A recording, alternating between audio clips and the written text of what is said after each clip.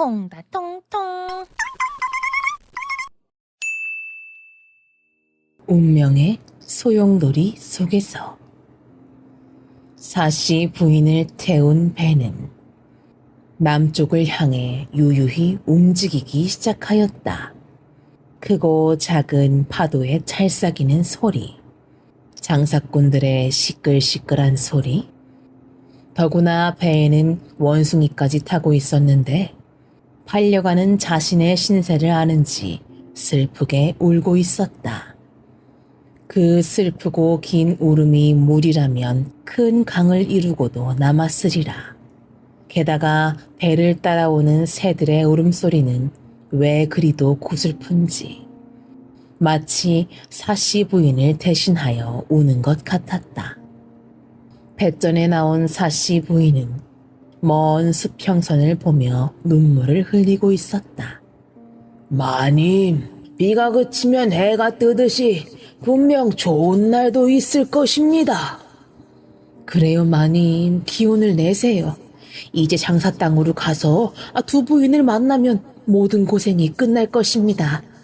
두 부인께서 분명 마님을 반갑게 맞아줄 거예요. 이렇게 좋은 배까지 탔는데 뭐가 걱정입니까? 유모와 할아범이 사씨 부인을 위로했다. 고맙네. 팔자가 사나운 주인을 만나 자네들만 고생하네 그려.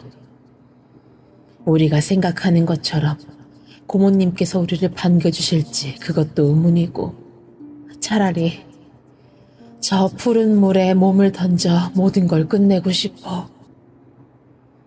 사씨 부인은 전에 없이 약한 소리를 했다. 의지가 강한 사씨 부인이었지만 워낙 많은 일을 겪느라 몸과 마음이 지칠 대로 지쳐 있었다. 갑자기 파도가 높아지기 시작하였다. 거친 파도 속에서 배가 심하게 흔들리자 사씨 부인과 할아범은 몸을 가누지 못하고 멀미를 하기 시작하였다. 배는 그렇지 않아도 될 만한 곳을 찾고 있는 중이었다. 가까스로 섬을 찾아 배에 닻을 내렸다. 유모와 하녀는 사씨 부인을 부축하여 배에서 내렸다. 저기 산 밑에 집이 있습니다. 사씨 부인 일행은 산 밑에 집으로 다가가 문을 두드렸다. 16살쯤 되어 보이는 소녀가 문을 열었다. 저기 먼 길을 가다가 태풍을 만났단다. 쉬어갈 수 있겠니? 마님이 이렇게 기운을 잃으셨어. 유모가 말했다.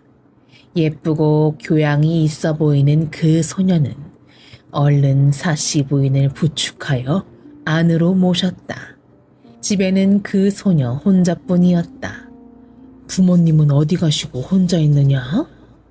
유모는 소녀가 정성스럽게 깔아주는 요 위로 사씨 부인을 누이며 물었다. 예, 제 성은 임입니다. 아버지는 일찍 돌아가시고 어머니만을 모시고 있어요. 물 건너 마을로 일을 가셨는데 태풍으로 돌아오시지 못하나 봐요. 모두들 편히 쉬세요. 제가 저녁을 지어 오겠습니다. 소녀는 곧 부엌으로 나갔다. 소녀는 사씨 부인이 귀한 집 마님이라는 것을 한눈에 알아보았다. 잠시 후 소녀는 정성스럽고 정갈한 저녁상을 준비하여 방으로 들어갔다. 사씨 부인 일행은 가까스로 정신을 차렸다. 다만 할아범만이 기운이 없어 그대로 누워 있었다. 느닷없이 찾아와 이렇게 너를 괴롭히는구나. 사씨 부인이 밥상을 들고 들어오는 소녀를 보며 진심으로 말했다. 마님, 아닙니다. 그런 말씀 마셔요. 귀하신 분이 저희 누추한 집을 찾아주신 것만으로도 고마운 일이라 너무 기쁩니다. 그날 밤을 임소녀의 집에서 잔 사씨 부인 일행은 이튿날 떠나려 했으나 바람은 여전히 미친 듯 거세게 불어오고 있었다. 게다가 하라범은 이튿날이 되어도 일어나지를 못했다. 마님, 죄송합니다. 저까지 이렇게 병이 들어서 마님을 속썩이네요. 하라범은 진정으로 사씨 부인을 존경하고 걱정하는 사람이었다. 생각 같아서는 벌떡 일어나 저 거센 바람을 꾸짖고라도 싶으나 온몸이 불덩이었다. 다행히도 사씨 부인은 완전히 기운을 회복하였다. 사씨 부인과 하녀, 그리고 임소녀의 극진한 간호 덕분인지 하라범도 차츰 기운을 회복하는 것 같았다. 하루, 이틀, 사흘. 거친 바람은 제풀에 꺾여 잔잔해졌고 극진한 간호에 힘입은 하라범도 어느 정도 기운을 차렸다. 바람 한 점 없이 맑게 갠 하늘. 사씨 부인 일행은 임소녀와 작별하게 되었다. 그동안 고마웠어요. 선녀같이 착한 그 마음 잊지 않겠습니다. 자, 이건 내 손에 끼던 가락지인데 우리가 만났었다는 증표로 주는 것이니 받아줘요. 아닙니다, 마님. 마님은 먼 길을 가야 하시지 않습니까? 먼 길 행차에 필요할지도 모르니 그냥 지니고 가십시오. 마님 같은 분을 만나고 저희 집에 모셨다는 것만으로도 영광입니다. 임소녀는 점잖게 사양하였다. 괜찮소. 우리는 장사라는 곳으로 가는데 거기만 가면 우릴 도와줄 귀한 분이 계세요. 장사는 여기서 그리 멀지 않으니 우리 걱정은 말아요. 그럼 감사히 받겠습니다. 가락지를 받는 임소녀의 손이 바르르 떨렸다. 진실로 고마워하는 사씨 부인의 마음이 소녀의 마음에 닿은 것이었다. 임소녀와 작별한 사씨 부인 일행은 다시금 배에 올랐다.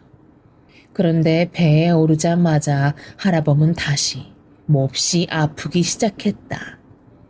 워낙 나이가 많아 험한 백기를 이겨내지 못하는 탓이었다. 하라범, 그동안 나를 위해 고생만 했는데 이렇게 가면 안 돼요. 정신을 좀 차려봐요. 사씨 부인과 유모, 그리고 하녀가 밤을 새우며 간호했건만 소용없는 일이었다.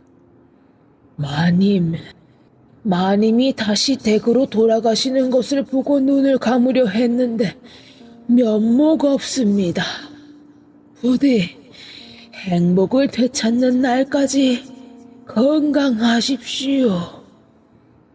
하라범은 마지막 말을 남기고 배에서 눈을 감고 말았다. 사씨 부인은 몹시 슬퍼하며 배를 세우게 하고는 강가의 양지 바른 곳에 하라범을 장사지내 주었다. 비록 늙었으나 자신에게 충성했던 마음이 대단했던 하라범이었기에 사씨 부인은 마음 한쪽을 잃어버린 것처럼 섭섭하였다. 이제 남은 것은 유모와 하녀뿐이었다. 앞으로 힘든 일은 누가 할지 막막했다. 죽은 사람은 죽은 사람이고 산 사람은 산 사람 아닌가. 죽은 하라범을 뒤로 하고 배는 다시 남쪽으로 길을 떠났다. 마님, 이제 장사가 멀지 않은 것 같아요. 며칠 후에는 도착할 수 있다고 뱃사람들이 하는 이야기 들었습니다. 유모는 백기를 힘들어하는 사씨 부인에게 조금이라도 힘이 되는 이야기를 하려고 애썼다. 그 이야기를 듣고 사씨 부인은 몹시 기뻐했다. 빨리 두 부인을 만나 그동안 쌓인 회포를 풀고 싶었다. 그런데 이게 또 웬 날벼락일까? 목적지를 눈앞에 두고 배는 다시 태풍을 만났다. 배는 미친 것처럼 길길이 뛰며 춤을 추듯 흔들렸다. 그렇게 배는 또다시 아무 곳에나 닻을 내릴 수밖에 없게 되었다. 사씨 부인에게 이 무슨 불운인가. 목적지인 장사를 눈앞에 두고 다시 태풍이라니. 사씨 부인은 할 수 없이 배에서 내려야 했다. 그곳은 악양루. 옛날 초나라 땅으로 높은 정자에 오르면 동정호의 아름다운 경치를 바라볼 수 있는 명승지였다. 그러나 사씨 부인에게 그 아름다운 경치가 무슨 소용이 있으랴.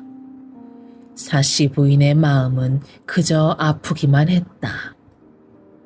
사씨 부인은 그곳에 내려 잘 곳을 마련했으나 쉽게 잠이 오지 않았다. 어째서 내가 배에 오르기만 하면 풍랑을 만날까? 하늘도 나를 버리려는 걸까? 나는 정직하게 살려고 애썼고 바르게 살려고 노력해왔는데 나도 모르게 지은 죄가 있는 것인가?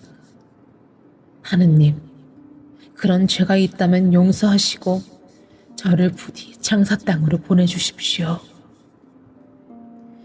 밤새 잠을 설친 사씨 부인은 이튿날 유모와 하녀를 데리고 배가 묶여있는 물가로 나왔다. 묶인 배는 사씨 부인이 타고 온 배만이 아니었다. 여러 척의 배들이 묶여 있어서 장사하는 사람들이 여기저기 모여 이야기를 하고 있었다. 사씨 부인은 무심히 듣다가 깜짝 놀라 귀를 기울였다. 그 사람들은 분명 두 부인의 아들 두 총관 이야기를 하고 있었다. 그 지난해에 오신 두 총관은 정말 좋으신 어른이었어. 아이고 그럼 그분은 우리 백성을 얼마나 사랑했었나. 정직하고 공평하시어서 우리를 부모 대하듯 자식 대하듯 했지. 그런데 지금 유총관은 왜 그런지 모르겠어. 재물에 욕심이 많고 백성 알기를 개처럼 여기니. 자기 비위에 안 맞으면 함부로 데려다 매질하고 재물을 빼앗는다면서요? 누가 아니래. 두 총관 같은 분이 다시 와야 하는데. 이야기를 듣던 사씨 부인이 조심스럽게 말을 꺼냈다. 저 이야기 중에 죄송합니다. 저는 지금 장사 땅으로 두 부인을 찾아가는 길입니다. 지금 이야기하신 두 총관의 모친 되시지요? 정말 그분이 다른 곳으로 가셨습니까? 그럼요. 두 총관 날에는 백성을 잘 돌보았기 때문에 전국을 돌아다니는 어사가 황제께 아뢰어 더 높은 벼슬을 얻어 떠나셨습니다. 성도 지부라는 벼슬을 얻으셨지요. 그리하여 어머니를 모시고 그 서울로 떠나신 지가 언젠데요. 두 총관의 어머니인 두 부인도 어질고 현숙하기로 칭찬이 자자했었지요. 사람들의 이야기를 듣고 보니 분명 두 부인이었다. 사씨 부인은 기가 막혔다. 죽을 고생을 다하며 백길을 따라왔는데 두 부인이 서울로 가셨다니 얼마나 낙심이 큰지 사씨 부인은 주저앉을 것만 같았다. 악양로에 머문 지 며칠이 지나자 다시 배를 띄울 수 있게 되었다. 마님, 어서 배에 오르십시오. 그 바람이 차서 좋은 백길이 될 것 같습니다. 빨리 장사에 모셔드릴게요. 선주인 장삼이 환한 얼굴로 말했다. 하늘세, 그동안 여러 가지로 고마웠네. 언제 이 은혜를 갚게 될지. 우리 셋은 여기 두고 어서 떠나게. 이제 장사에는 가지 않아도 된다네. 아니, 마님, 갑자기 그게 무슨 말씀이십니까? 객지인 이곳에서 어떻게 지내시려고요? 장삼은 수심이 가득한 사씨 부인의 얼굴을 보며 걱정스럽게 물었다. 내 걱정은 말고 어서 떠나게. 다른 사람들이 기다리고 있지 않은가? 마님, 그게 무슨 말씀이십니까? 이 객지에서 어떻게 하시려고요? 유모가 놀라서 물었다. 두 부인은 다시 서울로 가셨다네. 이제 나는 갈 곳이 없어. 자네들도 이제 가고 싶은 곳을 찾아 떠나게. 상전을 잘못 만나 그대들까지 고생이네. 마님, 그런 말씀 마세요. 저는 죽어도 마님을 위해 죽을 것입니다. 유모가 울면서 쓰러지듯 무너졌다. 마님, 저도요. 하늘은 어찌 이렇게 무심하실까요? 우리 착한 마님을 이렇게 고생시키시다니요. 유모와 하녀, 그리고 사씨 부인은 서로 부둥켜 안고 울었다. 그러는 동안 장삼은 사씨 부인을 향해 절을 올리고는 배를 띄웠다.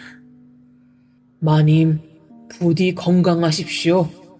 불쌍한 사씨 부인 마님. 온갖 고생을 다하며 여기까지 왔는데 오직 두 부인만을 믿고 왔는데 사씨 부인은 앞이 캄캄했다. 게다가 이제는 힘든 일을 도와줄 할아버마저 땅에 묻지 않았던가. 이제 나에게 희망이라곤 하나도 없다. 죽는 길밖에. 이런 사씨 부인에게 유모가 걱정스럽게 말했다. 사씨 부인은 생각할수록 자신의 운명이 슬펐다. 누명을 벗는 날까지 살아보겠다고 그렇게 발버둥 쳤는데 언젠가는 남편이 알아주리라 생각하며 온갖 어려움을 다 견디었는데 그 역경의 끝이 결국 이것이라니. 사씨 부인은 그동안 가슴에 숨겨두었던 서름을 눈물로 쏟아놓았다. 마님, 그저 하늘이 마님의 인내심을 시험하는 거예요. 조금만 더 참으세요. 지금껏 잘 참으셨지 않습니까? 자, 마님, 기운을 내세요. 유모의 위로에 하녀도 옆에서 거들었다. 그래요, 마님. 제가 어떻게든 동냥질을 해서라도 마님을 모시겠습니다. 아니야. 옛날 영웅호걸, 연려절부들은 어려울 때마다 누군가 도와주는 사람이 있었지. 그래서 하늘이 돕는 사람이라고 했어. 그런데 이제 나는 여기서 오도 가도 못하게 되었으니 하늘로 오를 수도 없고 땅으로 기어갈 수도 없으니 이 일을 어쩌면 좋은가. 차라리 스스로 목숨을 끊어 옛사람처럼 이름이라도 남겨야 하지 않겠는가? 자네들 그동안 너무 고생만 시켜서 할 말이 없네. 부디 새 주인을 만나. 사씨 부인은 강을 향해 내달리기 시작했다. 아이고, 마님! 마님! 유모와 하녀가 뛰어가 사씨 부인을 끌어안았다. 눈앞에는 시퍼런 강물이 소리 없이 흐르고 있었다. 유모가 울면서 사씨 부인에게 자신의 뜻을 말했다. 마님, 저는 마님을 진정으로 존경하고 사랑하기 때문에 여기까지 그 죽을 고생을 무릅쓰고 왔습니다. 제 마음속에 마님을 사랑하는 마음이 없었더라면 벌써 도망갔지요. 그런데 그런 저희들만 두고 마님만 죽겠다니요? 그럴 순 없습니다. 저희들도 생사를 마님과 함께 하겠습니다. 저희도 물에 빠져 저 세상에서도 마님을 모시겠습니다. 그래요, 마님. 저도 마님 뒤를 따르겠습니다. 하녀도 울며 사씨 부인 앞으로 쓰러졌다. 아니다. 나는 죄인이기 때문에 마땅히 죽어야 하지만 너희들이야 무슨 죄가 있단 말이냐? 사월이 너는 아직 어리니 어디 가도 귀여움을 받을 것이고 유모도 아직 힘이 있으니 남의 밥이라도 해주며 지내다가 북쪽으로 가는 배가 있거든. 얻어 타고 가서 내가 여기서 죽었다는 말만 해주구려. 진정 한림을 생각하면서 죽었다고. 옷가락지 일이며 아이가 죽은 일은 나와는 무관한 일이라고 꼭 전해줘. 사씨 부인은 이 말을 하고 봄속에 지니고 있던 은장도를 꺼내 큰 나무에 글을 새기기 시작하였다. 모년 모월 모일에 사씨 정옥은 시집에서 쫓겨나 이곳에서 물에 빠져 죽다. 사씨 부인은 이 글을 나무에 쓰고 나서 쓰러져 통곡하기 시작하였다. 유모와 하녀, 사머리가 따라 흐느끼는데 햇빛이 흔들리고 짐승들도 같이 울었다. 어느새 서산에 해가 떨어졌다. 사방에서 밤새가 울고 이름 모를 짐승과 원숭이들이 슬피 울기 시작하였다. 마님, 밤이슬이 몹시 차갑습니다. 그러니 저 악양루로 몸을 피하셨다가 내일 다시 사생을 결판 지으소서. 유모와 하녀가 하도 조르자 사씨 부인은 하는 수 없이 악양루 위로 올라갔다. 세 사람은 잠을 이룰 수가 없었다. 사씨 부인은 자신의 신세가 너무 한탄스러워서, 그리고 유모와 하녀, 사머리는 사씨 부인을 지키기 위해서 모두 뜬 눈으로 밤을 보냈다. 먼동이 트기 시작하자 누각 아래에선 벌써 사람들 소리가 나기 시작했다. 악양루를 구경하러 서울에서 내려온 사람들이었다.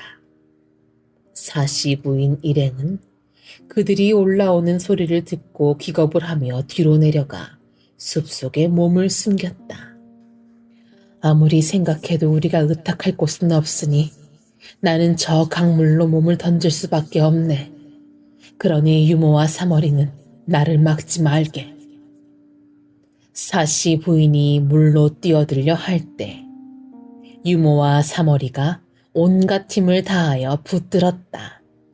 사씨 부인은 있는 힘을 다해 물로 뛰어들려 하였고 유모와 사머리는 그것을 막으려 했다.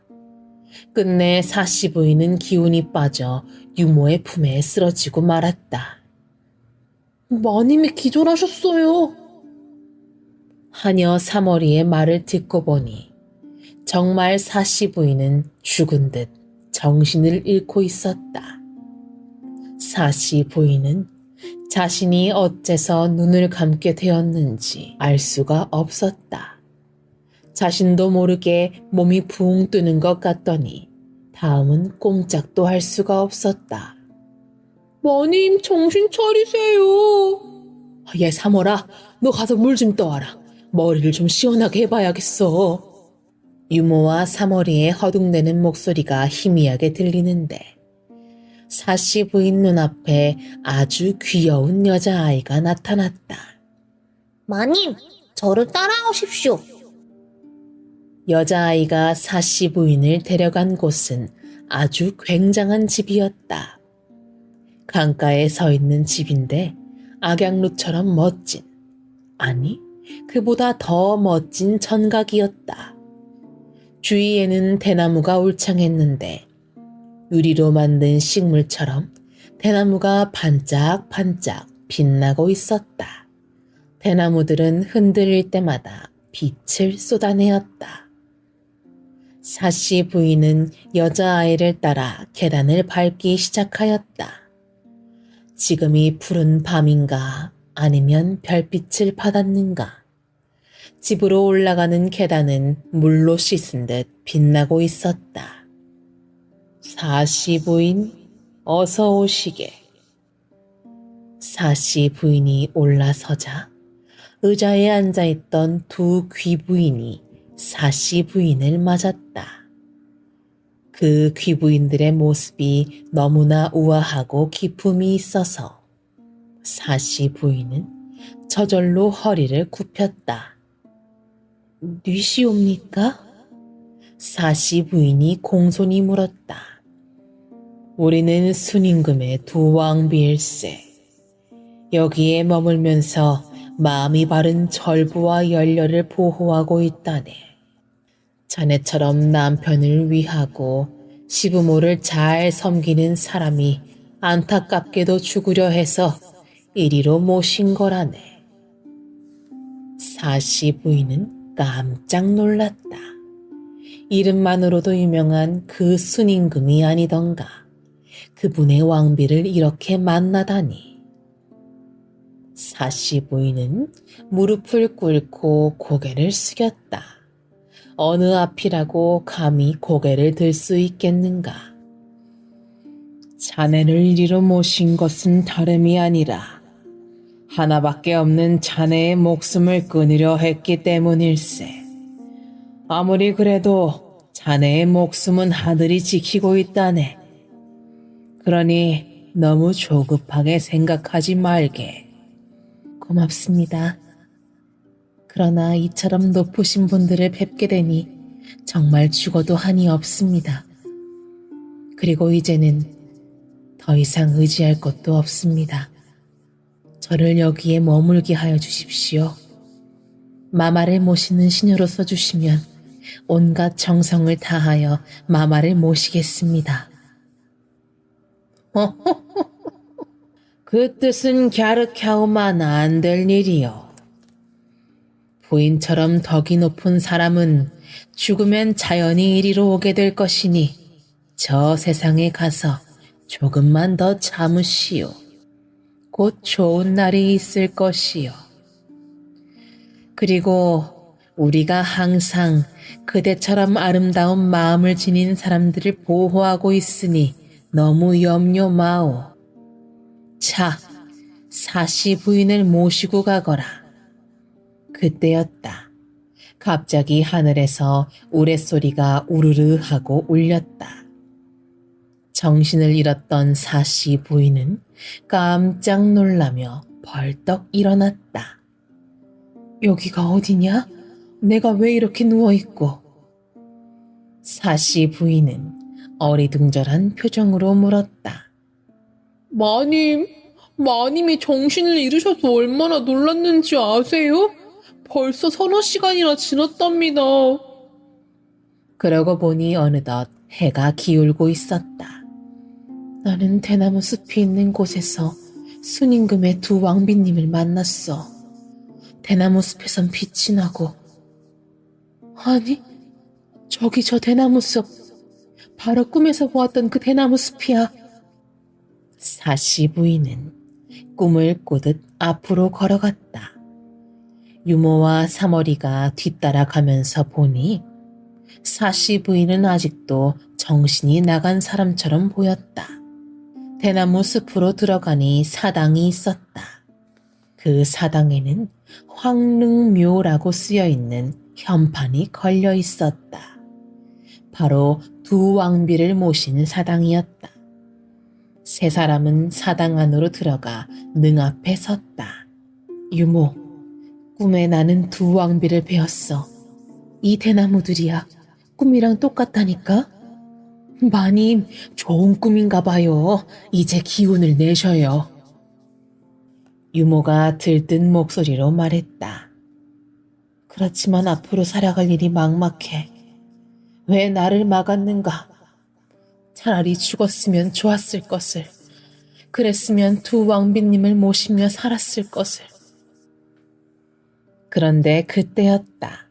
웬 여승이 여자아이 하나를 데리고 사당 안으로 들어서더니 사씨 부인 곁에 소리 없이 다가섰다.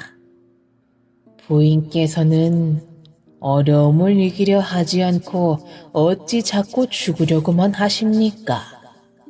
사씨 부인이 깜짝 놀라 고개를 돌려보니 언제 와 있었는지 여승이 서 있는 게 아닌가. 아니, 스님은 뉘신데 저의 마음을 그리 잘 아십니까? 여승은 두 손을 모아 조용히 예를 갖추며 말했다. 예, 소승은 물 건너 군산사라는 절에서 왔습니다. 어느 날 낮잠을 자던 중 꿈속에서 비몽사몽간에 부처님이 나타나셔서는 마음 착한 부인이 자꾸 물에 빠져 죽으려 하니 빨리 황릉묘로 달려가 구하라는 게 아닙니까? 그래서 배를 저어 달려왔습니다. 참으로 신기한 꿈입니다. 어서 저와 함께 군산사로 가시지요. 저야 죽어도 그만인 사람입니다만 스님의 은혜로 다시 살게 되니 뭐라고 감사를 드려야 좋을지 모르겠습니다. 그렇지만 스님의 암자는 너무 멀고 또 제가 폐를 끼치게 될까 두렵습니다. 별 말씀을 다 하십니다. 저희가 할 일이 그것인걸요. 자, 이렇게 서 있지 말고 어서 가십시다. 스님의 안내를 받으며 사시부인 일행은 또다시 배에 올랐다. 스님이 데려온 여자아이가 배를 저어가는데 어린 나이에도 노를 젓는 솜씨가 아주 능숙하였다. 바람이 또 배를 도왔다.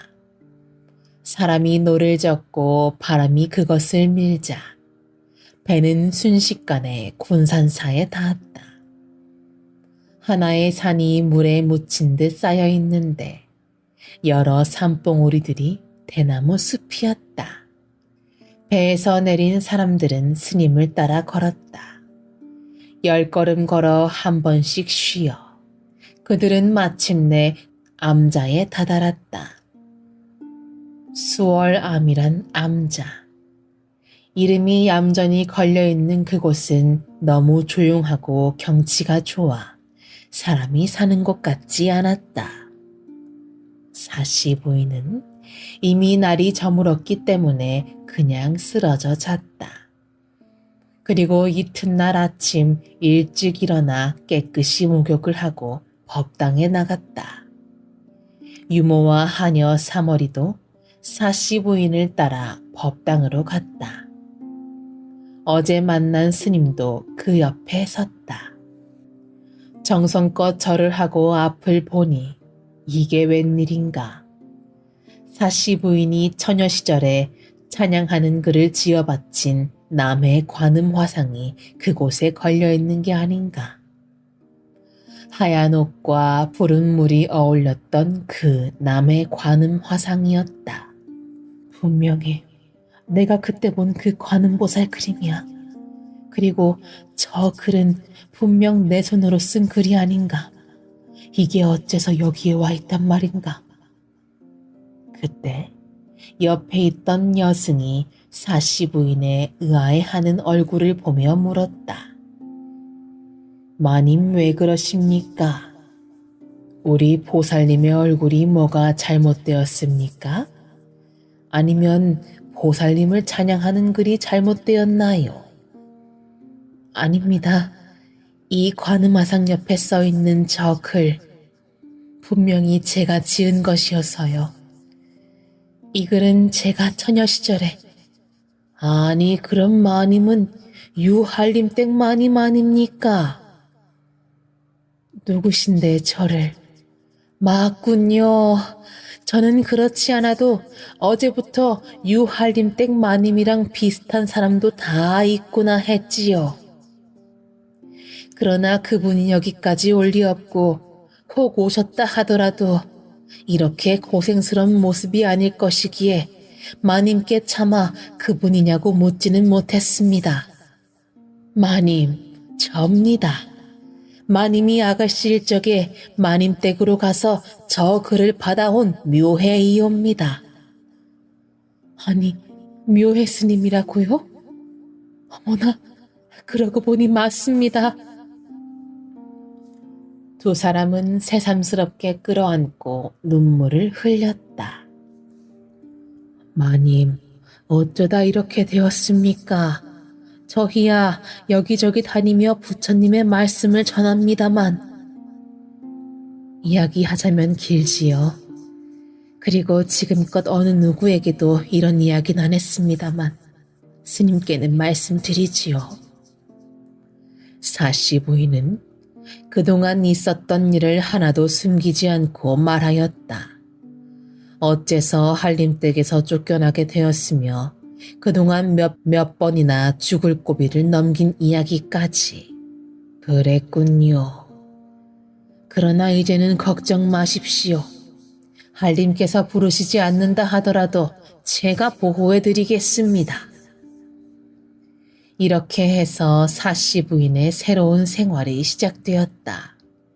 사씨 부인은 아침 일찍 일어나 집에 두고 온 아들 이나와 남편을 위하여 날마다 부처님께 드렸다. 그리고 틈만 있으면 절일도 도왔기 때문에 절에 있는 다른 스님들도 모두 사씨 부인을 좋아하게 되었다. 후회한 일이지만 예전에 풍랑을 만났을 때 사씨 부인을 도와준 임소녀는 묘회 스님의 조카였다. 사씨 부인은 절에서의 생활을 정말 감사하게 생각하였다. 그래서 더욱 열심히 절 안팎을 쓸고 닦았으며 새벽같이 일어나 부처님께 감사를 드렸다. 그렇게 세월이 흘러가고 있었다.